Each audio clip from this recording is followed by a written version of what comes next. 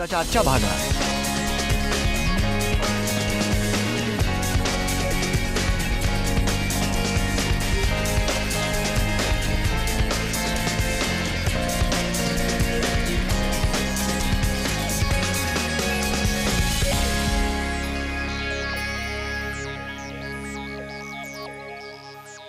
आनंदलुटा प्रत्येक दिवशी जीवनाचा मध्ये स्वागत. जीवित कार्य हा विषय माझ्या दृष्टीने अर्थपूर्ण आहे, शिवाय माझ्या आजच्या पाहुण्यांच्या दृष्टीने जेम्स आणि बेटी रॉबिन्सन.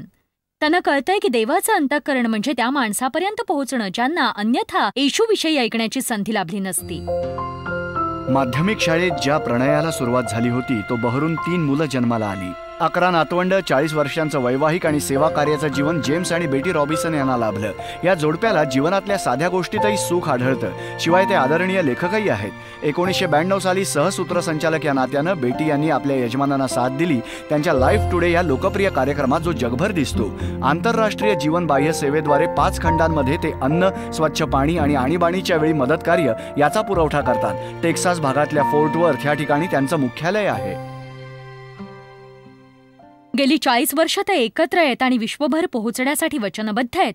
आम्हाला आनंद होतोय आज ते आपल्या सोबत आहेत. जेम्स आणि बेट्टी, थँक्यू. धन्यवाद. अमेरिकेमध्ये राहून 40 वर्ष एकत्र राहून अजून परस्परांना आवडतो, अजूनही प्रेम टिकून आहे. या लोकांना चमत्कार वाटतो, पण आम्ही एकमेकांच्या प्रेमात आहोत. मी अजूनही पाठलाग करतो. देवच्या आणि माझ्या लग्नालाही तितकीच वर्ष झाली आहेत. लवकरच आमच्या लग्नाला 40 वर्ष पूर्ण होतील.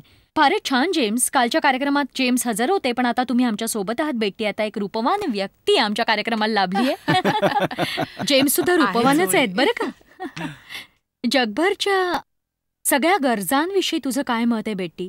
तुझं काय म्हणणं आहे? सांगते ना. तुम्ही जाणताच पहिल्यांदाच आम्ही जेव्हा जीवित कार्यक्षेत्रावर गेलो होतो मी मरणांती घाबरले होते. शिवाय त्याविषयी जेम्सने थोडंफार सांगितल्याचं माझ्या कानावर आलंय. कसली अपेक्षा करावी हेच मला कळत नव्हतं. तुमच्या स्वतःच्या विश्वाबाहेर पडण्यासारखंच होतं जणू ते. इथे सगळं छान असतं, म्हणजे इथे आपण आशीर्वादित असतो. सगळ्या सोयी आपल्यापाशी असतात. बरं, तुम्ही जेव्हा तिथे असता तेव्हा तुम्ही त्यांच्या विश्वात असता. त्याच सगळ्या सोयी तुमच्यापाशी नसतात. माझ्यासाठी केवळ वस्तुस्थितीची जाणीव करून देणारच नव्हतं, तर जसजसा आम्ही प्रवास करीत गेलो तसतशा विश्वभरच्या अनेक गरजा माझ्या लक्षात यायला लागल्या आणि लोकांसाठी सुधारणा करता येण्याचा आम्ही एक भाग बनलो. नसतेच आम्हाला कल्पना सुद्धा आली नसती. मलाही ती वेळ आठवते जेव्हा मी महारोग्यांच्या वसाहतीत गेले होते आणि खरोखर महारोग्यांची भारतातील वसाहत, संपूर्ण वसाहती तेच लोक होते, पण तरीही तिथे मी गेले होते. तेव्हा आम्ही अन्नदानाचा कार्यक्रम केला. आम्ही त्यांच्याशी बोलत होतो, प्रोत्साहन देऊ पाहत होतो. बऱ्याचदा ते समाज बहिष्कृतच असतात आणि एकदा का त्यांना महारोग झाला की त्यांचे कुटुंबीय त्यांच्याशी संबंध ठेवत नाहीत. त्यांना त्या वसाहतीत ठेवलं जातं, शहराच्या बाहेर राहावं लागतं. एक माणूस म्हणाला की माझी इच्छा आहे तुम्ही येऊन माझं घर बघावं. तो ज्याला त्याचं घर समजत होता तिथे त्याने मला नेलं आणि तो अक्षरशः एक असा भाग होता जो त्याने एका टेकडीच्या भागात खणून तयार केला होता. घरात त्याच्याकडे 2 छोटीशी धातूची भांडी होती आणि झोपण्यासाठी एक टांगता बिछाना त्याने दोऱ्यांनी बांधला होता. आणि या बाजूला एका कोपऱ्यात त्याच्यापाशी हाताने बनवलेल्या 2 छोट्याशा सांस्कृतिक गोष्टी होत्या. तरीही तो त्या घराबाबतीत इतका उत्साहित होता की मला वाटलं, बाप रे, आपल्याकडे काय काय असतं आणि जगात कित्येक माणसं कशी जगत असतात याची खरंच आपल्याला कल्पना नसते. एखाद्याचं आयुष्य सुधारण्यासाठी आपल्याकडे असलेल्यातलं थोडंसं आपण देणं ही खरंच खूप महत्वाची गोष्ट असते. म्हणजे बघा की एखाद्या गावात किंवा समाजात स्वच्छ पाण्याचं एखादं स्रोत तुम्ही लावता, त्यांना पाण्याच्या विहिरी देतात ज्या त्यांच्या मुलाबाळांना आजारी पाडणाऱ्या अशा दूषित झालेल्या नसतात. जगातल्या पुष्कळशा भागात आणि आफ्रिका खंडाच्या तर निश्चितच बहुतांश घटनांमध्ये बहुसंख्य लहान मुलं जी 5 वर्षाच्या आतच दगावतात ती दूषित झालेल्या पाण्याच्या स्रोतापायीच दगावतात. तुम्ही स्वच्छ पाण्याच्या विहिरी बांधता आणि ते म्हणजे जणू त्यांच्या जीवनाची सफर घडवणारं एखादं करमणुकीचं केंद्रच. कारण ते जाणतात की सर्वसाधारणपणे 10-15 किलोमीटर अंतर त्यांना चालत जावं तर लागतंच आणि पाण्याचं जड भांडं घेऊन पुन्हा परत सुद्धा यावं लागतं. तेही दूषित पाणी घेऊन, मृत्यूच घेऊन येत असतात ते. पण तुम्ही त्यांना प्रत्यक्षपणे पाण्याचा एक स्रोत असते राहत असलेल्या ठिकाणी दिलाय आणि जॉयस त्यानं संपूर्ण समाजच बहरत असतो. आमच्यापाशी भरपूर धर्मप्रचारक सुद्धा होते आणि जे राष्ट्रीय शुभवार्ता उपदेशका समवेत बाह्य सेवा करतात ते आम्हाला सांगतात की एकदा का तुम्ही त्यांना जीवन दाखवून दिलं, भले ते त्यांच्या गरजा पूर्ण करण्याच्या स्वरूपात असोत, अन्न, निवारा किंवा पाणी, आणि तुम्ही अक्षरशः त्यांची अंतःकरणं उघडलेत. कारण देवाचं प्रेम त्यांनी पाहिलेलं आहे आणि मला मनापासून वाटतं की तुम्ही जे कार्य करताय आणि विश्वभर मी पाहिलेलं आहे की ती महान गुंतवणूक जी तुम्ही देवाच्या राज्याच्या हेतूनं केलेली आहे, अशा माणसांच्या जीवनांना स्पर्श करण्याद्वारे जी दुर्लक्षित असतात. आणि जॉयस त्याने त्यांचं स्वरूपच बदलतं, संपूर्ण समाजाला अधिक निरोगी तर करतंच, शिवाय आपण त्यांच्यावर का प्रेम करतो हे उघडपणे ऐकण्यासाठी त्यांना ते उत्तेजनसुद्धा देतं. त्यामुळे ते विश्वास ठेवू शकतात की देवाचं त्यांच्यावर प्रेम असतं आणि देव त्यांची काळजी घेत असतो. तुम्ही त्या महारोग्याविषयी बोलत होतात, जो राहण्यासाठी एखादी जागा मिळवायच्या प्रयत्नात होता. मी एका लहान मुलाला पाहिलं होतं, ज्याला घरी पोचायचं तेच कळत नव्हतं. घरदार नसलेला जॉयस, मला सांगायला वाईट वाटतंय पण एकाही चर्चची बस सेवा माझ्या गल्लीत कधीच आली नव्हती. कोणीच कधी माझ्या घरी येऊन म्हटलं नव्हतं मी काळजी घेतो. तेव्हा आमच्यापाशी राहण्यासाठी एखादी उत्तम जागाही नव्हती, पण कमीत कमी आमच्यापाशी एक आसरा तरी होता. एक लहान मुलगा या नात्यानं कुठल्या गोष्टीनं माझ्या भावनेला स्पर्श झाला असता सांगू? जर कोणीतरी येऊन मला म्हटलं असतं की हे बघ, मी आहे कारण मला तुझी काळजी आहे, सगळ्या अन्ना एवढंच महत्त्वाचं, गरजा भागवण्या एवढंच महत्त्वाचं, ज्याचा आपण नुकताच उल्लेख केला होता, ते म्हणजे लोकांच्या लक्षात येऊ देणं की तुम्ही लक्ष पुरवताय आणि तुम्ही काळजी घेताय. यासारखी लोकांवर परिणाम साधणारी दुसरी कुठलीच गोष्ट नाहीये, जी बेटी आणि मी एकत्रितरित्या जगाच्या जीवित कार्यक्षेत्रावर गेलेलो असताना जोएल ऑस्टिनचे वडील यांनी काही वर्षांपूर्वी मला सांगितली होती. कारण त्यांच्यापाशी कायमचं एक सेवा कार्याचं अंतःकरण असायचं, जे तुमच्यापाशी आहे, तुमचे यजमान देव यांच्यापाशी. पण जॉन ऑस्टिन मला म्हणाले होते, जेम्स, तुम्ही आणि बेटी जगाचं सेवा कार्य आमच्या घरातच घेऊन आला आहात, जिथे आम्हाला ते दिसू शकतंय. तेव्हा लोकांना ते दिसतं आणि माणसांवर प्रेमाचा परिणाम कसा होत असतो हे जेव्हा त्यांना दिसतं तेव्हाच आपणही एक हिस्सा व्हावा अशी प्रत्येकाची इच्छा होते. हेच बेटी आणि मी पाहतो जेव्हा आम्ही बाहेर जाऊन बदललेली आयुष्य पाहतो, प्रेमाला लोकांनी दिलेला प्रतिसाद पाहतो आणि मग आम्ही आमच्या प्रेक्षकांनाही पाहतो. अक्षरशः आम्ही जेव्हा मॉलमध्ये जातो किंवा जेवणासाठी सुद्धा बाहेर जातो, प्रवासादरम्यान माणसं अक्षरशः धावत आमच्यापाशी येऊन सांगतात, हो, तुमचे कारण खूप बऱ्याचदा धन्यवाद. लोकांना मदत करण्याची इच्छा असते, पण ती कशी करावी हे त्यांना ठाऊक नसतं आणि त्यांच्यासाठी पायाभूत घटकांची कुठली रचनाच नसते की ते दुःखी माणसांसाठी काही करू शकते. आरंभीच्या चर्चमध्ये संदेष्टा पौल म्हणाला होता की तुमची अर्पणे तुम्ही आमच्याकडे आणून दिलीत की आम्ही ती लोकांच्या गरजेप्रमाणे वाटून टाकतो. म्हणूनच धर्मोपदेशक या नात्याने आपल्यावर जबाबदारी आहे. जेव्हा आपण लोकांकडून देणगी घेत असतो तेव्हा आपण खात्री करावी की आपलं एक सुनियोजित असं सेवा कार्य आहे आणि आपण आपलं स्वतःचं छोटंसं राज्य उभारत नाही, तर आपण दुःखी आणि गरिबांपर्यंत पोहोचतोय. कारण खरोखरच देवाचं अंतःकरण तेच असतं. बायबल सांगतं, शुद्ध अस्सल पवित्र धर्म म्हणजे विधवा आणि अनाथ पालक यांना त्यांच्या दुःखात भेट देणं आणि स्वतःला जगापासून निष्कलंक राखणं. म्हणून आपण लक्षात घ्यायला हवं की देवाचं अंतःकरण म्हणजेच दुःखी माणसं होत. माझ्या मते आज इथे आपण ज्या दोन गोष्टींवर बोलतोय, म्हणजे लोकांची सांत्वनाचे शब्द बोलणं आणि त्यांच्या व्यावहारिक गरजा सुद्धा आपण पूर्ण करायला हव्यात. दोन्ही महत्वाचं असतं. एका सेवा कार्याबाबतची एकदा मी गोष्ट ऐकली. पूर्वीच्या सोव्हिएत युनियनमधल्या कुठल्या तरी ठिकाणी ते गेले होते जिथे माणसांची उपासमार होत होती आणि भरपूर माणसं भाकरीची प्रतीक्षा करत भाकरीच्या रांगेत उभे होते, तासनतास वाट बघत होते आणि ही व्यक्ती रांगेतल्या माणसांना धार्मिक पुस्तिका वाटत होती. योग्य अंतःकरणाने लोकांना येशू ख्रिस्ताची शिकवण मिळावी म्हणून. पण एका व्यक्तीने म्हटलं की तुमच्या या धार्मिक पुस्तिकेमुळे आमची भूक भागणार नाहीये. मला वाटतं बऱ्याचदा आपली इच्छा असते लोकांना शिकवण देण्याची, पण त्यांच्या व्यावहारिक गरजा जर आपण भागवल्या नाहीत तर त्याचा काही एक उपयोग नाही. आपण दुःखी माणसांना पाहून नुसतंच म्हणतो की मी तुमच्यासाठी प्रार्थना करते, पण आपण खरं तर त्यांच्यासाठी काहीतरी केलं पाहिजे आणि दुसऱ्या कुणाची त्यासाठी वाट पाहता कामा नये. एक व्यक्ती म्हणाली की जी गोष्ट तुम्ही स्वतःहून करण्यास तयार नसता तर त्यासाठी प्रार्थनाही करू नका. अरे पौल हा निश्चितच सर्वात पहिला महान धर्मप्रचारक होता. फिलिपाईकरांचा ख्रिस्ती बांधवांना पौल म्हणाला, फिलिपाईकरांनो, तुमच्या वाचून दुसऱ्या कुठल्याही मंडळीने माझ्याबरोबर देण्या घेण्याचा व्यवहार केला नाही. तुम्हीच माझी गरज ओळखलीत. मी दैन्यावस्थेत संपन्नतेत असलो तरी मी देवावरच विश्वास ठेवणार आहे. मी त्याच्यावरच विश्वास ठेवतोय. तुम्ही माझ्याशी संपर्क ठेवला, तुम्ही मला मदत केलीत. या महान सेवा कार्यात मदत करण्यासाठी तुम्ही एकदा नाही दोनदा मदत केलीत. त्यानंतर तो जे काही म्हणाला ते मला वाटतं आपल्या सगळ्याच प्रेक्षकांसाठी महत्त्वाचं आहे. माझा देव आपल्या संपत्तीनुरूप तुमची सर्व गरज ख्रिस्त येशूच्या ठाई गौरवाच्याद्वारे पुरविल. येशू ख्रिस्ताद्वारे वैभव संपन्न, हे तर सरकारी अनुदानापेक्षा चांगलं आहे, कुठल्याही आश्वासनापेक्षा अधिक चांगलं आहे. मला म्हणायचं, एनरॉनने काही आश्वासनं दिली होती पण ती सादर केली नाहीत. पण तुम्ही जेव्हा धर्मप्रचारक आणि सेवा कार्य याच्या गरजा भागवण्यासाठी दान देता. कारण ज्या माणसांना तुम्ही मदत करता ते तुम्हाला त्या बदल्यात काही देऊ शकत नाहीत. तुम्ही जेव्हा एखाद्याला दान देत असता कुठल्याही रीतीने ते परत घेत नसता आणि ते वैयक्तिकरित्या तुम्हाला मदत करू शकत नाहीत. तुम्ही ते केवळ प्रेमाखातर करत असता. देव लक्षात घेतो, तो आपली गरज पुरवतो आणि त्यामुळे आपल्याला आनंद सुद्धा होतो.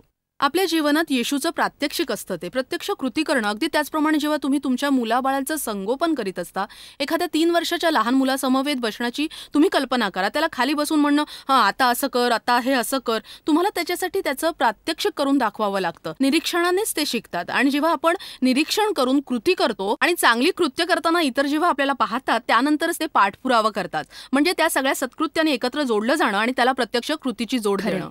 मला आठवतंय जेव्हा मी आफ्रिकेच्या एका भागात गेले होते अन्नदानाच्या कार्यक्रमासाठी आणि त्या भागातल्या लहान मुलांवर एड्सचा परिणाम झाला होता आणि तिथे शहरातल्या दुसऱ्या विभागात आम्ही चाललेलो असताना तिथे आम्हाला कुणीतरी विचारलं की तुला छोटी छोटी घरं दिसतायत चॉईस, आणि ती अगदी झोपड्यांसारखीच होती, जणू एक रांगच होती झोपड्यांची. आणि मी म्हटलं काय आहे ते म्हणाले की ही वेश्यांची घरं आहेत जिथे एखाद्या लहान मुलाला जर यातल्या कित्येक मुलांना आईवडील नाही आहेत आणि त्यांच्याबरोबर राहण्यासाठी किंवा त्यांना जेवू खाऊ घालणारं जर कोणी मिळालं नाही तर जिवंत राहण्याचा एकच मार्ग त्यांच्याकडे असतो, तो म्हणजे त्यापैकी एखाद्या घरात जाणं आणि एखाद्या रात्री स्वतःचं शरीर विकणं, जेणेकरून आणखीन एक दिवस जिवंत राहण्यासाठी त्यांना पैसे मिळतील. मला वाटलं की 9-10 वर्षांची लहान लहान मुलं, बाप रे. आणि एक विचारू, जी दुःखी माणसं असतात त्यांच्यापर्यंत आपण का पोहोचू शकत नाही? बघा, दुसऱ्या कुणासाठी आपण जे काही घडवून आणू शकतो देव आपल्यासाठी ते घडवून आणतो. काही गमावण्याची काळजी करू नका, कारण देवाला जे काही आपण देतो त्यापेक्षा कितीतरी अधिक देव आपल्याला परत देत असतो. आपण विश्रांती घेऊया. अजूनही आमच्याकडे सांगण्यासारखं खूप आहे, त्यामुळे कार्यक्रमाच्या शेवटी आम्ही जे सांगणार आहोत त्यासाठी मी आशेने वाट पाहतेय. या वर्षाच्या सुरुवातीला आम्ही भारत दौऱ्यावर विमान भरून भागीदार नेले होते आणि आपण जेव्हा माणसांपर्यंत पोहोचतो तेव्हा त्यांच्या भावनांना कसा स्पर्श होतो हे प्रत्यक्षात त्यांनी पाहिलं.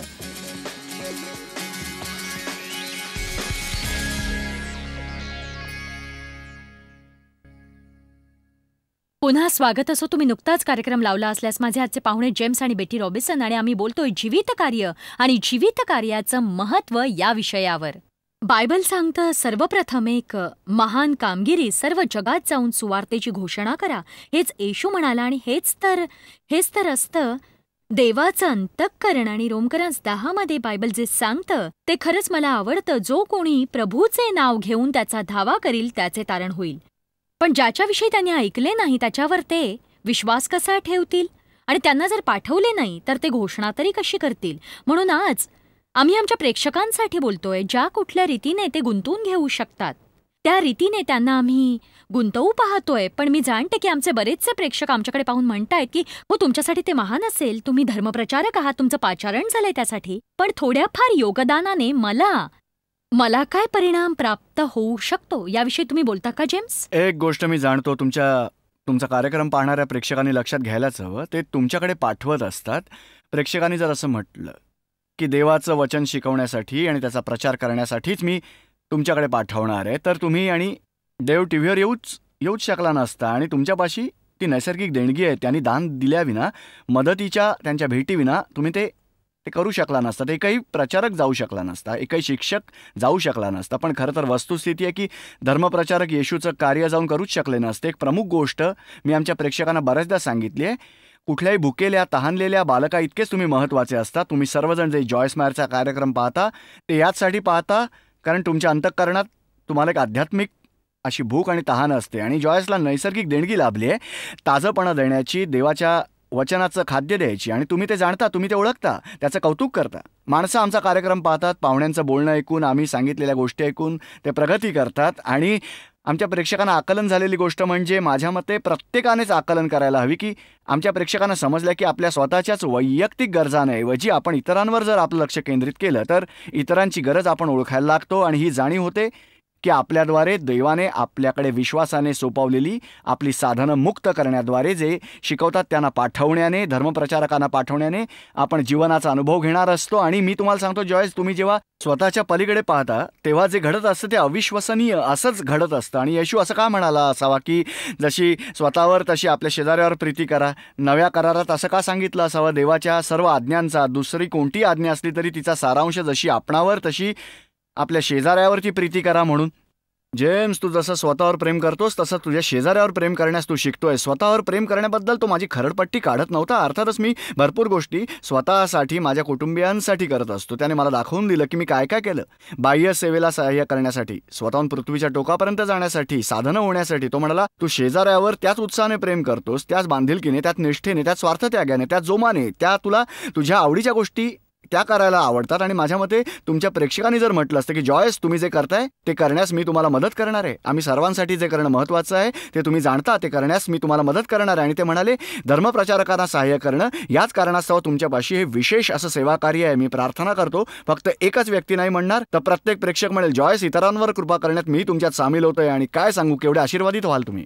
आम्ही आमच्या प्रेक्षकांना आता लगेच एक छायाचित्रण दाखवणार आहोत जे आम्ही जानेवारीत भारत दौऱ्यावर चित्रित केलं होतं, जिथे आम्ही विमानभर भागीदार घेऊन गेलो ज्यांनी जाण्यासाठी पैसे भरले होते. तुम्हा कुणाला जर शक्य असेल तर छोट्या कालावधीचा तुम्ही जर जीवित कार्याचा दौरा काढलात तर तुमच्यासाठी ते मौल्यवान ठरेल, कारण जीवित कार्याचा प्रत्यक्ष अनुभव घेतल्यामुळे तुमचं अंतःकरण जागृत होईल.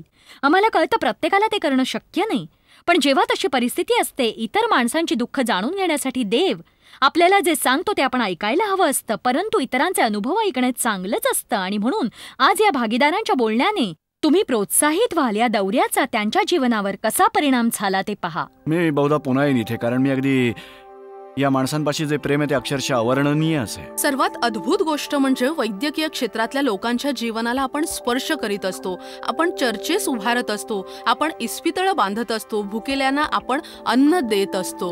मी भारतात कधीच यापूर्वी आलेलो नाही आणि या इथे येऊन या लोकांसमवेत राहता येणं, लोकांसमवेत प्रार्थना करणं, ते कार्य पाहणं जे देव इथे या देशात करतायत याने मी अत्यंत तीव्रतेने आशीर्वादित झालोय असं मला वाटतं. माझ्या जीवनाचा सर्वात महान अनुभव ठरलेला आहे हा. आणि मी परत गेल्यावर लोक त्याविषयी नक्कीच ऐकणार आहेत. यानं माझं आयुष्य बदललं आहे. हा दौरा म्हणजे मागचा आठवडा अगदी असामान्य ठरलेला आहे माझ्यासाठी आणि तो अनुभव अगदी अद्भुत होता माझ्यासाठी. त्याने माझ्या भावनांना खूपच स्पर्श केला आध्यात्मिक दृष्ट्या. हे भारावलेलंच आहे, अगदी अद्भुत आहे, अगदी अद्भुत. मी जाणतो की लोकांमधल्या विनम्रता आणि मोकळेपणाच्या एका वेगळ्याच पातळीवर याने मला वस्तुस्थितीची जाणीव करून दिली की मी माझ्याबरोबर ती घेऊन जाऊ शकणार आहे, अगदी मनपूर्वक. तुम्ही कधी कल्पनाही करू शकणार नाही एवढ्या प्रचंड मोठ्या प्रमाणातल्या एखाद्या गोष्टीचा एक हिस्सा होता येणं. यानेच खरं तर मी सुखावले होते. माझ्या आयुष्याला काहीतरी मोल आहे असं जाणवलं मला. हा एक आशीर्वादच आहे की दान करता येणं आणि या माणसांना मदत करण्यासाठी जे जमेल ते करता येणं. त्यांना आपली गरज असते आणि आपल्याला त्यांची गरज असते. एक प्रचंड असं आध्यात्मिक नातं आपल्या दोघांमध्ये असतं. केवळ दयेद्वारे प्रभूपाशी एवढ्या माणसांचं जाणं मी आयुष्यात कधीही पाहिलेलं नाही. मी तर म्हणेन की आठवड्यात माझ्या पदरात पडलेली सगळ्यात महत्वाची गोष्ट म्हणजे हे लक्षात येणं की माणसं भिन्न असतात, सांस्कृतिक दृष्ट्या भिन्न असं जीवन जगतात, त्यांच्या मूलभूत गरजा देखील तंतोतंत आपल्यासारख्याच असतात. आणि हा जो भिन्नपणा आहे तोच मला इथे जाणवतोय. आणि तेच असतं देवाचं प्रेम आणि इतर माणसांचं प्रेम. मी जाणलं होतं की हा एक जीवन परिवर्तनाचा अनुभव ठरणार आहे. माझ्यावर त्याचा काय परिणाम होणार याची मला कल्पना नव्हती.